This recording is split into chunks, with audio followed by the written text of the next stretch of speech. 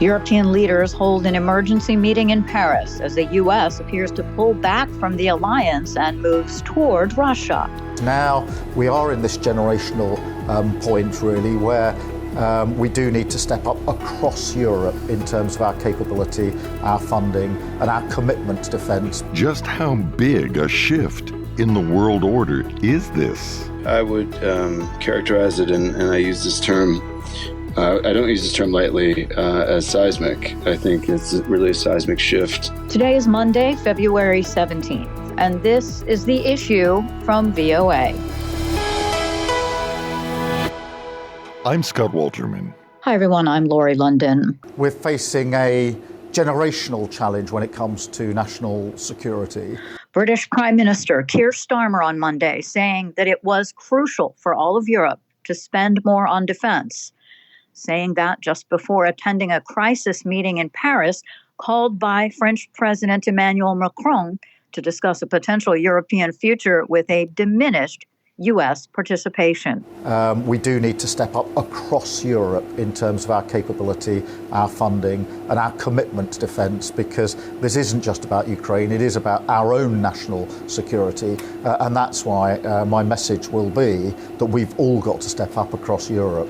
The Paris meeting came after a blizzard of diplomatic interventions by Washington that have raised doubts over U.S. commitment to the transatlantic alliance, the bedrock of European security. Macron invited leaders from Germany, Britain, Poland, Spain, the Netherlands, and Denmark, which represented Baltic and Scandinavian countries for the occasion, along with the European Union leadership and the NATO Secretary General. U.S. President Donald Trump stunned European allies in NATO and Ukraine last week when he announced that he had talked with Russian President Vladimir Putin without consulting them and would start a peace process. Ulf Kristersson, Prime Minister of Sweden, said his country would consider contributing to post-war peacekeeping forces in Ukraine, adding that negotiations would need to progress before any such decision was taken. There are very good reasons for European countries to be as aligned as possible. We are firmly behind Ukraine. Every talk about Ukraine must be together with Ukraine, of course. And since we're talking about the security infrastructure in Europe, the European voice is also important. So Denmark is representing the 5 Nordic and the 3 Baltic countries on those discussions this afternoon. Now, while all of this was happening, the Kremlin said senior American and Russian officials will hold talks on improving their ties and negotiating an end to the war in Ukraine. It would be the most significant meeting between the sides since Moscow's full-scale invasion of Ukraine nearly 3 years ago. The talks are scheduled for Tuesday in Saudi Arabia. Let's get some insights now on the Trump administration's shift in U.S. policy when it comes to Russia and Europe. And joining us is Michael Butler, Associate Professor of International Relations and Chair of the Department of Political Science at Clark University. Well, first off, thank you very much for taking the time to speak with us today. It's a pleasure. Thanks. What does this say for U.S. diplomatic and national security policy going forward? So I think I would characterize it, and I use this term, I don't use this term lightly, as seismic. I think it's really a seismic shift, away from maybe a guiding premise that alliances and some commitment to liberal democracy is a guiding principle of U.S. foreign policy and U.S. foreign relations, towards really headlong towards a cultivation and the celebration of power politics, and really a kind of a return of realpolitik and a cultivation of spheres of influence, in which the United States would certainly carve out a sizable one, but would be willing to, maybe concede the same to Russia, China, and other great powers. He does seem to be eschewing these traditional relationships for this as you describe it, power politics sphere of the United States, China, and Russia right now are the only ones that matter to make a deal with? Yeah, I think I think it's emblematic of the administration's transactional view of politics and of, in this case, diplomacy. That the idea that diplomacy is entirely a zero-sum proposition, and that, as you said, the only credible partners or the only viable adversaries would be ones of equivalent power. And so smaller states, with less global reach and impact and less military power would be considered sort of second tier and not really viable partners or equal partners in the diplomatic exchange.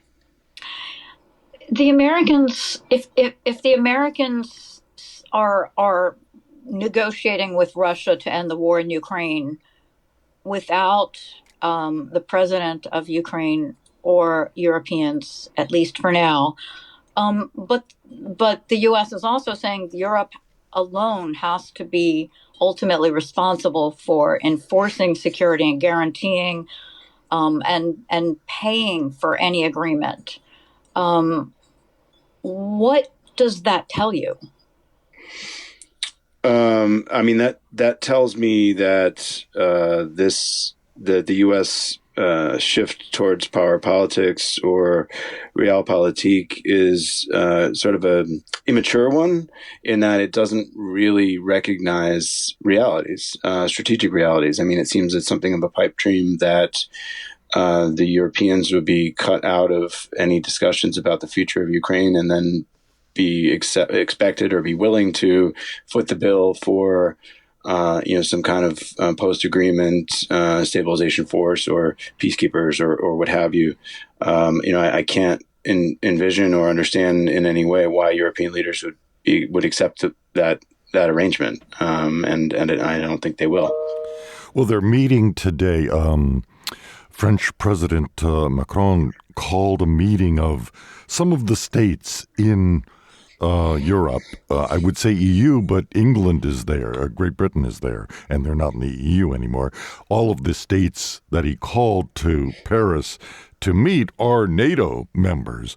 Isn't the meeting itself sort of that message? Like we're sending a message that we're consulting with each other on our next move in this regard? Yeah, I think in some ways, the meeting today could be characterized as an attempt at, rethinking NATO leadership without the U.S., or recalibrating, redefining a NATO without the U.S. Being in a leadership position, maybe is a better way of putting it. So it's certainly reflective of the Europeans coming to terms with, this changing reality that President Zelensky referred to over the weekend as, the old days are over, and America's not supporting Europe anymore just because it always did in the past. I think this is something that was clearly understood not only by Zelensky, but by some of the Eastern members of the EU and NATO, Poland, the Baltic states, Finland, and it's maybe something that Western Europeans are really starting to wake up to. And I think Munich was really a slap in the face in that regard, and a wake-up call in that regard. Would you call this a transatlantic alliance potentially in crisis?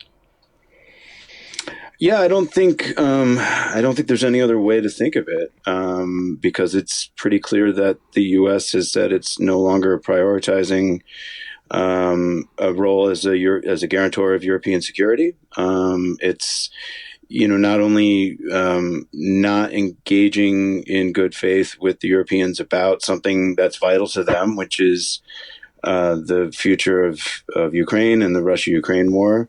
But it's also taking the opportunity to do that, and instead of doing so, actually interfering in domestic politics in places like Germany. So I don't think there's any other way to view it from the European side. But as a crisis point, NATO has been through other crisis points in the past, and has, kind of managed to recalibrate and stabilize and muddle through those crisis points. But I think this one is much more significant and qualitatively different from any of those. The United States has always sort of carried NATO with the concept of war breaks out, it's better there than here. But they're backing away from that, saying, you guys are going to have to foot the bill. We have other things on the planet to deal with. China, for example, and the Pacific. Is there an optimistic way to look at this? Well, so the issue of burden sharing and the inequality of burden sharing in NATO is pretty much one that dates to its formation. And there have been lots of U.S. administrations, I think beginning with Eisenhower going forward, who made this point that, the Europeans need to carry more of the burden of their own defense.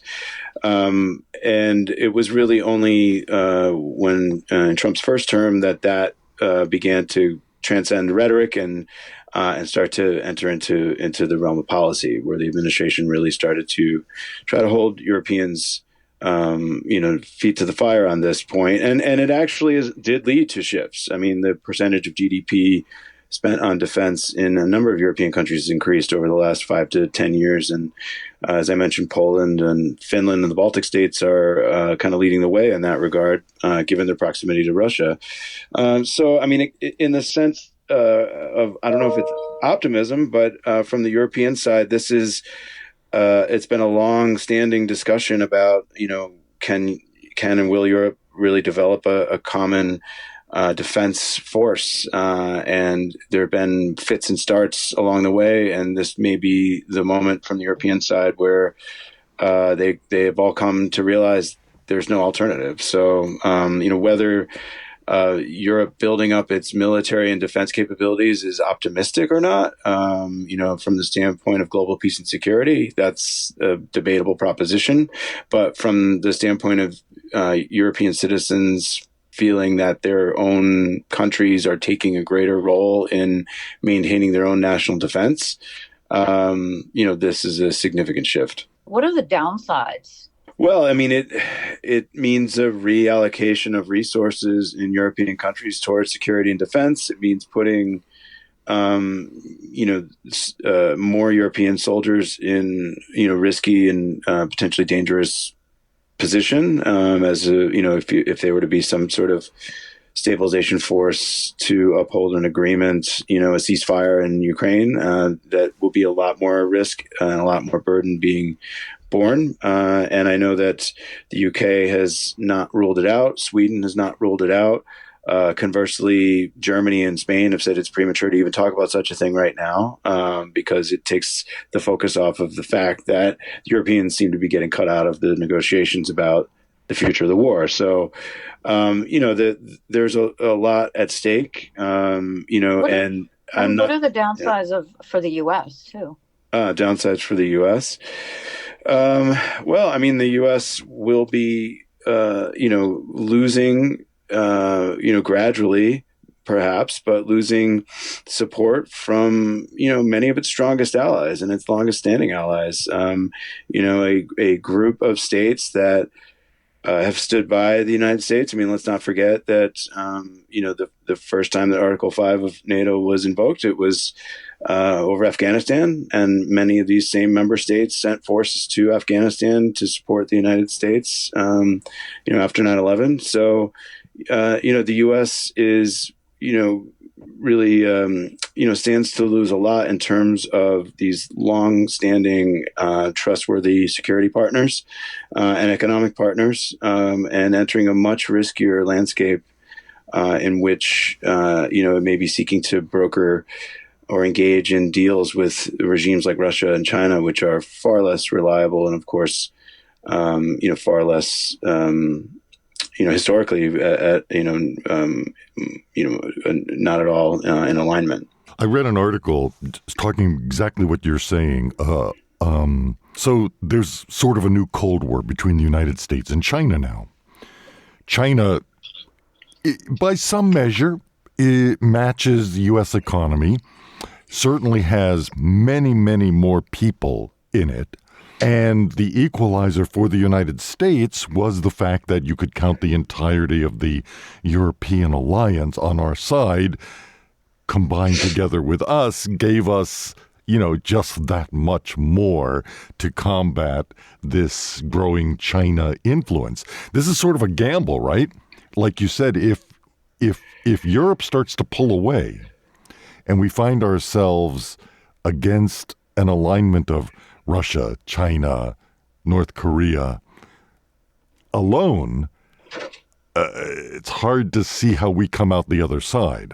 Yeah, I mean, it's an important point to recognize that economic and security issues are thoroughly intertwined, and in fact, U.S. national security depends heavily on as any country's does, on a well-functioning, robust, productive economy with viable trade partners that are trustworthy to both for both imports and exports. And so there's a lot at stake here in the economic arena as well. And I think it's important to remember that Europe as a collective, the European Union, as well as all of its member states, has agency.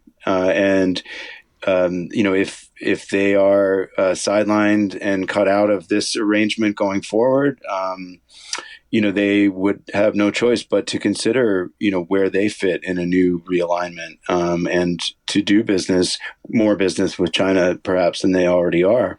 One would be left to conclude that in some ways the U.S. sort of pushed them in that direction, and that seems to be if the bigger, longer term, concern for U.S. national security is its, I guess we could say, put it mildly, its rivalry with China. I don't see where pushing Europe into China's arms would be of benefit to the U.S.